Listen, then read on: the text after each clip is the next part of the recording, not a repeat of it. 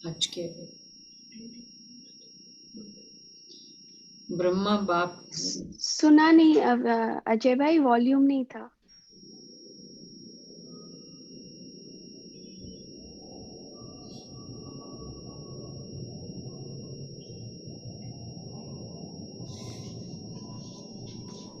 रात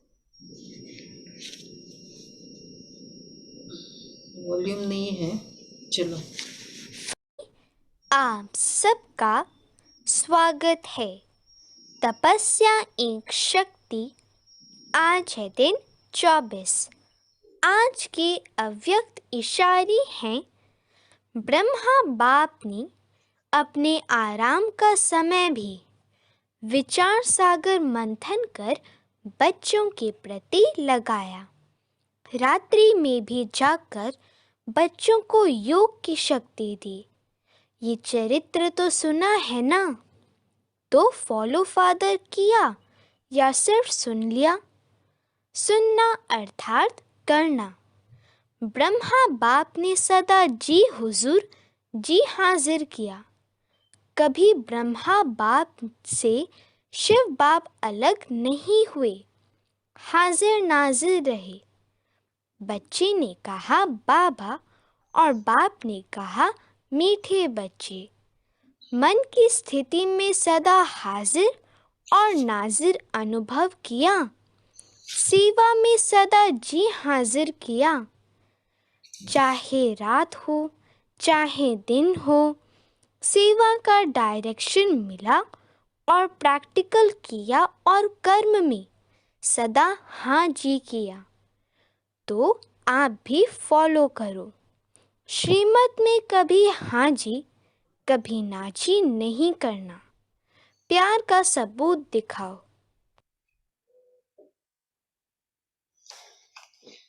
तो ये आज का पुरुषार्थ है। एक तो तपस्या मतलब एक ओबीडियंट बनना, ये भी एक तपस्या है, नहीं है? चैलेंज हो जाता है। और दूसरा विस्तार को सार में लाना, क्योंकि आना और जाना का पुरुषार्थ करना है ना। ओबीडियंस किसे कहेंगे? संकल्प में भी अस्वीकार नहीं करना। देखो, अपनी बुद्धि को भी चलाना है और अस्वीकार भी नहीं करना है, दोनों बातें हैं। रिजेक्शन नहीं करना है।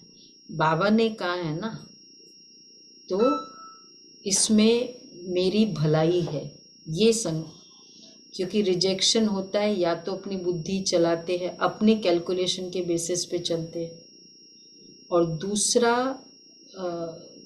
जब हमको लगता है कि हम राइट हैं तब रिजेक्शन होता है। तो उसके बाद कर्म में हाजी, क्योंकि अगर केवल कर्म में हाजी किया, संकल्प में रिजेक्शन कर लिया, तो वो ओबीडियंस, हाँ, फिर वो हाजी करने का भाग्य तो मिलेगा पर कट हो जाएगा ना, और वो फिर उमंग उत्साह भी नहीं होगा। 10% कट होगा, परसेंटेज तो नहीं बता। और उमंग उत्साह भी नहीं रहेगा फिर उसमें, क्योंकि संकल्प नहीं। और जब उमंग उत्साह नहीं रहेगा तो कर्म कर भी लेंगे तो लगेगा ड्रैगिंग कर रहे हैं। उमंग उत्साह क्या है? लिफ्ट है। उमंग उत्साह क्या है? श्वास है, नहीं तो बिना श्वास कर रहे। और दूसरा है समर्पित बुद्धि। बुद्धि बाबा की बुद्धि से चलना और राय देकर डिटैच, मैपन से न्यारा, ये बुद्धि से चलना। तो बाबा की बुद्धि से चलना सेकंड। आजकल आप भी वीडियो तो ऑन नहीं किया। आजकल आप भी अपनी क्लास नहीं कर रहे हैं? आजकल तो अपनी राय देखकर डिटैच होना, मैपन से न्यारी बुद्धि। एक्चुअली ये समर्पित बुद्धि और संपूर्ण ट्रस्ट ही।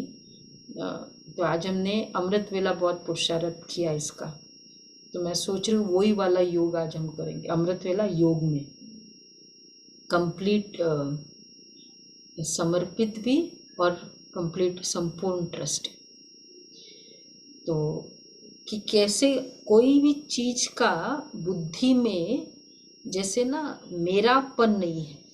ये मेरापन विक्रम का रीजन भी है, मेरापन बोझ भी है बुद्धि में, तो इसलिए भी रिजेक्शन होता है।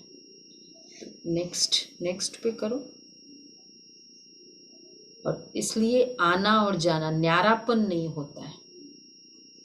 न्यारापन बाबा ने कल ही कहा ना, आना और जाना। और आना जाना वैसे है जैसे आए थे। तो आत्मा कैसी थी, तो इतना आत्मा जैसे कोई कनेक्शन नहीं था। आत्मा एकदम डिटैच न्यारी होकर आई थी। सत्व प्रधान अवस्था मतलब क्या, सतयुग में कार्य करेंगे लेकिन मेरापन होगा कार्य में। सतयुग में मेरापन होगा, सोचो उसको। तो वैसे आना और जाना, ये वाला पुरुषार्थ करना है कि पूरे दिन में 10 बार आए और गए। देखो दुनिया में तो कहते आए हैं जाना है, तो वो सोचे कि 10 20 50 साल 60 साल 100 साल उसके बाद जाना है। और हम क्या कहते, आना और जाना है। एक दिन में 10 बार आना जाना है। तो ये पुरुषार्थ करो। कल भी किया था तो बहुत अच्छा लगा मुझे, तो आज हम करेंगे वैसे। और करावन हार वाला तो बहुत पावरफुल, हमको एकदम ड्रिल हो जाए कि बाबा मेरे से करा रहे हैं और दूसरों से भी करा रहे, तो बाबा करा रहे। इसलिए कल भी जैसे पुरुषार्थ किया था ना कि वो बाबा की सकाश फील हो, कि वो आत्मा को बाबा ने वो सकाश दी। कल ऐसे ही कोई मतलब छोटी छोटी प्रॉब्लम्स ही होते रेगुलर में, तो मतलब कुछ नहीं हो पा रहा था वो काम, तो दूसरी आत्मा से। तो यही संकल्प है कि बाबा को कराना होगा ना, बाबा उस आत्मा को सकाश देगा और वो कर लेगा। तो ये 2 बार संकल्प किया और पता नहीं वो आत्मा को क्या टच हुआ और उसने वो काम कर लिया। नहीं, कल पूरे दिन के काम।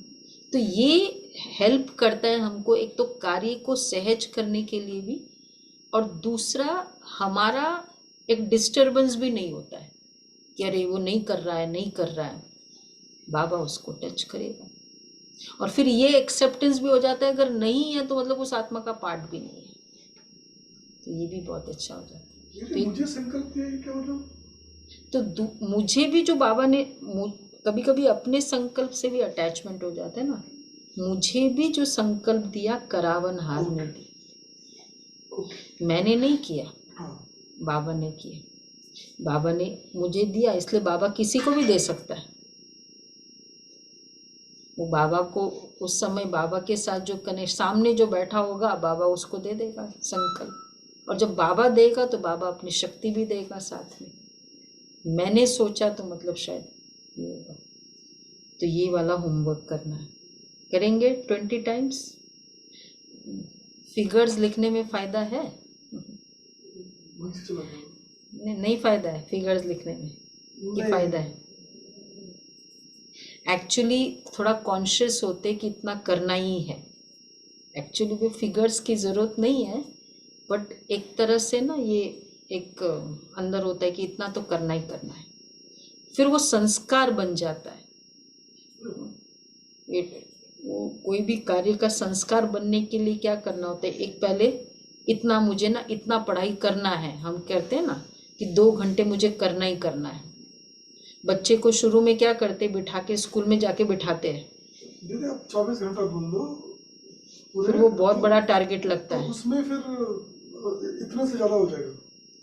24 बहुत बड़ा टारगेट लगता है। होना तो वैसे ही है पूरा टाइम में, लेकिन बार बार ये संकल्प करने से वो जैसे एक फिगर देते हैं तो फिर बिठाते हैं, तो फिर उसका संस्कार बनता है। स्कूल में जाके बिठाते हैं उसको 2 घंटे। ठीक है, ये पुरुषार्थ करना है, करेंगे सभी। होमवर्क हो रहा है सबका, होमवर्क वे संस्कार बन गए, ऐसे लगा कुछ कुछ बातें का संस्कार बन जाता है करते करते।